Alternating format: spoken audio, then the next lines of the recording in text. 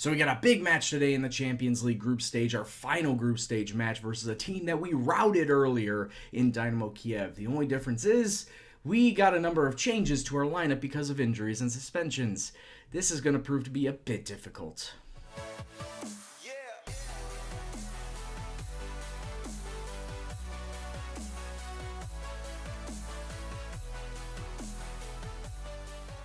What's up, peoples? It's Gendo here, and welcome back to the Basque Boys. As always, if you are still enjoying the series, please do go and drop it a like. And today, like I said at the very top, a match versus Dynamo Kyiv, where all we need to do is come away with a draw or better, and we got ourselves through the round of 16. A loss, and we get shoved into the Europa League, because Rapid Vienna at this point in time is nowhere close to getting through to the Europa League. So if we lose, it's Europa League, and to be honest with you, it's not going to be a lot of money associated with that, because let's be honest here, did the math, and getting knocked out in the round of 16 in the Champions League is equivalent to making it to the semifinals of the Europa League, and I don't want to go on that type of run. Europa League isn't all that prestigious. A lot of people are going to be mad if I make it into the Europa League. Don't coming away with a draw right here. So in order to make the fans happy and the players happy, we got to come away with a draw. Outside of that, we got a match versus Villarreal, where afterwards we got the draw of either the Champions League or the Europa League. Depends on what competition we're in after this first match. But before we get to that, let's take a look at the matches that we've played in since last episode. It was only 3 matches, 2 in the league, 1 in the cup, where it was a nice solid 3-1 victory against the Segunda B side, Itzada. But outside of that, 2 matches in the league, both coming away wins, a 2-0 victory away from home versus Oviedo, Marino, and Muniain. But it's this. It is a 6-1 against Atletico Madrid that I need to highlight. 4 different goal scorers. Muniain getting himself a hat trick. Javi Martinez getting himself injured. That is a concern, and I will address that later. But 23 shots, 11 on target, majority possession. Andrej Zivkovic getting sent off notwithstanding. We were up 4-1 at that point in time. Him getting sent off really had no bearing on this match. And Atletico Madrid put themselves together what seems to be a full-strength side. Diogo Jota, Inacho, Lukaku's there, Tielemans is there. I completely forgot that Yuri Tielemans got picked up by Atletico Madrid in this offseason. So yeah, Atletico had a pretty stacked lineup, yet they still got smashed by us. And with those 2 wins, very minuscule jump, but it's a jump into first place nonetheless. We're even on points with Espanyol at 35 apiece. We were holding off Malaga, Real Madrid, and Barcelona, as well as Real Madrid starting to come into their own after the early struggles that they saw. But yeah, 35 points, first place after 15 matches. I don't know how long we can actually hold on to this, but any chance that we can stay ourselves in first place, I will take it. So as far as the injuries go, you know Benyat is still out with his broken ankle, Lekwe is out with his back strain for the next week, and Javi Martinez in that Atletico Madrid match picked up a damaged neck, and he's going to be out for the next 2 weeks. So obviously, none of those players can play in today's match. The big problem is we also have some carried over suspensions from that Bayern Munich match to this. Mikel San Jose, 2 main yellow cards, suspended. And also, Mikel Merino, if I can find him right here, suspended as well for accumulating 2 main yellow cards. So we need to deal with some under-19s coming in and filling out the ranks. And that being said, this is what the lineup's going to look like. We're going to have Ruffier in nets today. We got Echeverria, Laporte, Ramalho, and Monreal along the back line. Herrera and Linton Jr. are 2 center mids. I'm going to be playing a 4-2-3-1 because I want to attack from the off. As our attacking mids, we got Muniain and Chausti and Hervias, and sitting up front, we got Villibre, the free village, who can score whenever he wants. He can score whenever he wants. Anyway, we got ourselves 3 under-19s that could potentially play today. Firstly, Roberto Munoz, 18-year-old right back who is learning under Lekwe at this point in time, or did at one point in time. And overall, not too terribly bad. He's got himself an 11 in all the defensive stats, marking, tackling, positioning. He's decent physically, and overall, I see his development doing extremely well under Lekwe, so hopefully he can continue on with that today if he gets some game time. You know about Sergio Echenez. I brought him in at the start of the season. He was just been playing in the under-19s. He could get a call up today. On top of that, we also have Luis Mateo, a 17-year-old center mid who just isn't all that good whatsoever. He's just there to fill out the numbers. I don't expect to play him today. I just needed a full bench. So yeah, that's what the lineup's looking like today. It's not the best, but we've beaten Dynamo Kyiv before, and I feel like now that we're at home, we could do it again. Hope for a draw at the very least. Let's try not to lose and drop down to the Europa League. So let's go kick off See what happens. And it looks like Dynamo Kyiv are coming out with a 4-3-3, meaning they're going to be countering our attack. At least I think they are, so we got to try our best to prevent any sort of counterattack that's going to be coming up. But boys, carry on straight from that last match, that 6-1 drubbing of Atletico Madrid, and show me what you got. Let me see what you got. Free kick, top of the box, early doors, but it's a good clearance as the ball cannons off the post. Thought for sure Dynamo Kyiv would have been scoring that one early. 26 minutes on now, and they're still coming forward with the attack. What a strike! But it's a good save from Ruffier, as Dynamo Kyiv are just having all of the attack right now. They really haven't had much for the possession, but they have just been taking their chances whenever they can. None of my team have played very inspiring football at all during these first 45 minutes. It's 0-0 at the half, and to be honest with you, I think I might start subbing people out. Like Echeverria, 6-6 and a yellow card. I think it might be time to release the Munoz, and hopefully he gets himself a decent run out in his first Champions League appearance. 45 minutes. We're going to push back up to attacking because I was on counter for a time being. Get rid of more expressive, roam from positions. I don't think tighter marking will actually do any good here, but I'll throw it back on just in case. Remove that, and let's start the second half and hope that it goes a lot better than the first. Basically, everybody up front has been lackluster. Villalibre, 6'4", Muniain and Inchausti on 6'5". Hervias, very average with a 6'7". But we just need to do something. We need to do something to allow our midfielders some creative play to get that up to the forwards. And if we cannot allow this team to make creative passes, and Linton Jr. is going to get himself sent off. This is the third match in a row on Livecom where there is a red card that comes into play, and this time around it goes against us. We are screwed. Believe me, I think we are absolutely screwed here. There just is no way that we're going to be coming back from this. Like, in Inchausti, I'm pretty sure I'm going to be subbing you off.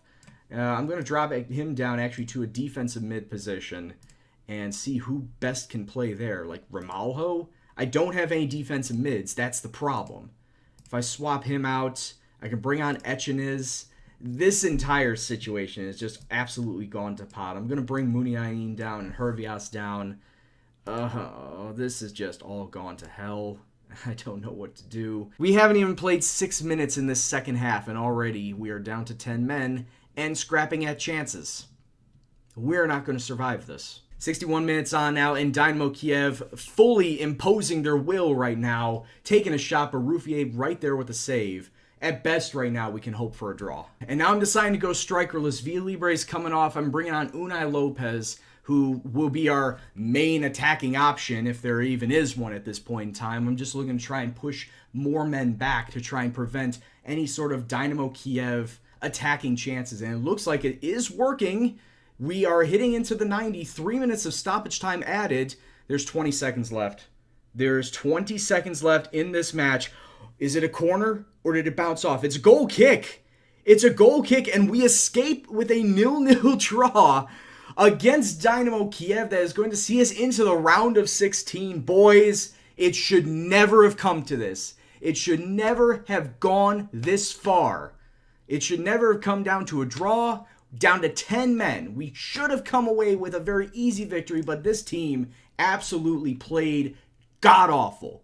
And we are fortunate and lucky to come away with the draw and to get us through to the round of 16. Look at that. Bayern obviously far and away the group winners. 5 wins and a draw. Us, 7 points, along with Dynamo Kyiv, but better goal difference. I believe that's how it is. Better goal difference, if not better head-to-head. And then Rapid Vienna, we gave them 2 points. We felt very generous to Rapid Vienna, giving them 2 points in both of our encounters. Still can't believe we didn't come away with a win in either one of those. But we got ourselves through to the round of 16, and we'll be taking a look and see how the rest of the groups shape up in just a bit to see who we could potentially face in that round of 16. All right, now that all the group matches are over, let's take a look at the groups and see who is in and who is out. Manchester United, Lyon, all right. Benfica and Arsenal with Marseille on the outside looking in. They all had 10 points, but it's Marseille that gets shipped off. Barca and Napoli, all right. Bayern and us, of course. PSG and Schalke with Atletico Madrid on the outside looking in. That's rather strange and sad. Spurs and Inter with Dortmund on the outside looking in. That's not just strange, that's just sad, straight up sad. Juventus and Real Madrid, with Monaco on the outside looking in, and then Chelsea and Porto. So, yeah, I can tell you who I absolutely want to face, and that's Benfica. Maybe Spurs, but Benfica, out of all the group winners, is probably who I want the most in the draw. But you know who I'm probably going to get? Manchester United, because Football Manager loves a narrative and whatnot. I picked up Ander Herrera. Oh, guess what? You're going to be facing them. Oh, you're facing Arsenal because you picked up Monreal. Or Bayern because you picked up Javi Martinez. I feel like I'm going to get Manchester United. All right, so now we're in our match versus Villarreal in the league, and look at the formation that they're using. Now, I've seen this asymmetrical formation once before this series. It's a Football Manager default, actually. It's just I rarely see any AIs employ it. So when I come across it, I don't really know what to expect. But if we can try and break them down a lot better than Dynamo Kyiv, then let's try and break them down. We're going to continue with the 4-2-3-1, and this is the lineup that we're going to use. Ruffier in nets, Echeverria, San Jose, Laporte, Monreal along the back line, Herrera, Marino as our two center mids, and the front four are the exact same from Dynamo Kyiv. Muniain and Chausti, Hervias, Villalibre. I know this team can score goals. I think we just came across a very unlucky matchup versus Dynamo Kyiv, and hopefully we can get the goals back today versus Villarreal. So let's go kick off and see what happens. Not that it matters still this kind of early in the season, but if we win here, we stay on top of the La Liga standings. I say early, we're 16 matches in, we're almost halfway through. Can you believe it? But yeah, I would love to continue on with our winning ways and staying on top of the table. All comes down to, can we execute here? It's against a team that we know that we can beat, and so far, 7 shots, 5 on target, majority possession, as we're just coming up to the 25-minute mark. That's great and all, but where are the shots that are going in the net? We have had 0 highlights so far. Villarreal have been more clinical on the day. They just had a shot go off target, but up until that point in time, they had all their shots on, and that's real concerning for me. As we go into halftime, it's 0-0, absolutely nothing on either end, and really, this is not what I expected out of this team. It's nice that we are getting all these shots, but we're not finishing. Or at the same time, the goalkeeper in Villarreal's net is doing extremely well to stop all the shots we are putting on net. We need to start looking towards placing our shots a little bit better, and I know I can get Villalibre to do that, but I don't know about everybody else. Maybe it's a certain skill that I need to have put on my team. Corner kick, 73 minutes on, ball inside, falls to San Jose. There we go! Mikel San Jose at the far post with his first goal of the season, breaking the deadlock. I mean, this came absolutely out of nowhere like an RKO. And let's take a look at that again. Who headed that on from the corner? Hervias to Villalibre. Villalibre is going to get credit with the assist here. San Jose, short corner, over defender, over the goalkeeper's arms, and we got ourselves the lead now. Trust me, I would have loved this lead a lot earlier instead of leaving it late right now. Susaeta, who has just been recently subbed on, putting in a cross. It doesn't really go through. Inchausti to Villalibre. Out to Ramalho, into Inchausti. Inchausti, it's just going to go over the line, and Mikel Inchausti gets his very first goal for the club. Take a bow, son. The 20-year-old Cam has finally opened his account, and really, he's been a very good catalyst for the 5 matches that he's been in. Nice header. Good save by the goalkeeper, though. It just happened to bounce right in front of net. He's there to pick up the pieces, and we got ourselves what I think is a nice solid 3 points after this. Offsides has just been called. All we need is somebody to just kick the ball into the air. Ref blows his full-time whistle, and there it is. We somehow scrambled and rescued something out of nothing. A 2-0 victory over Villarreal. Honestly, could have been a lot better. Could have played a lot better as well. Taking a look at, taking a look at all the shots. 18 shots, 8 of them being on target. Don't take a look at possession. We were not in possession for most of the match, so I'm not taking a look at that. It's the shots. Once again, the finishing is not good enough. We need to be more clinical. Shown from the last match with Dynamo Kyiv, shown here now. But anyway, we end the day here on top of the league. Now let's get into the Champions League draw. Alright, so now we get to the group draw, and we know who the group winners are. We know who we can't face. Bayern, they were a group, and Barcelona, obviously because they're Spanish. Outside of the rest, I'd love to face Benfica, probably Spurs at the very worst. But we're probably going to get one of the other 4 in Chelsea, Juventus, PSG, or Manchester United. In fact, all my bets are on Manchester United. So let's just start drawing and see who exactly we get. Oh, we get Juventus. And Juventus is a team that has been explicitly coming after ACA Villalibre. In fact, Villalibre has made it known that he wants to go to Juventus and has made it known last year too. So this is going to be an interesting little challenge. It's at the same time, it's also another Italian team. And you know how I've been the Italian killer over the last couple of seasons. 4 out of 4 so far. Can we make it 5 out of 5? But anyway, guys, that's going to be the end of this episode. I hope you enjoyed it. If you did, please go and leave a like on the video, share and subscribe and all that jazz. And comment below on what you thought about today or the series as a whole. I appreciate every single comment that you put down. But anyway, guys, this is Gendo, and I'll see you in the next video. Take care, and peace out. Oh boy, it's another Italian team. Could we be seeing the return of this?